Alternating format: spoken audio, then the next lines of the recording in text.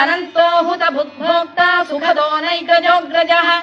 अनिर्विण्णः सदामर्षि लोकाधिष्ठानमद्भुत अनन्तो हुत भुग्भोक्ता सुखदो नैकजोऽग्रजः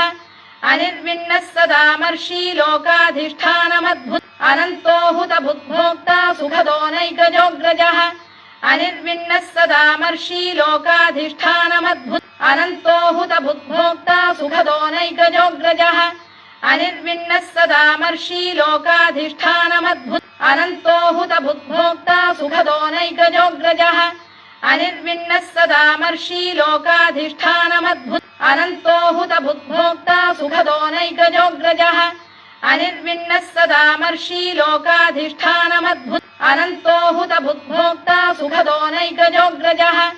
अनिर्विण्णः सदामर्षि लोकाधिष्ठानमद्भुत अनन्तो हुत भुग्भोक्ता सुखदो नैकजोऽग्रजः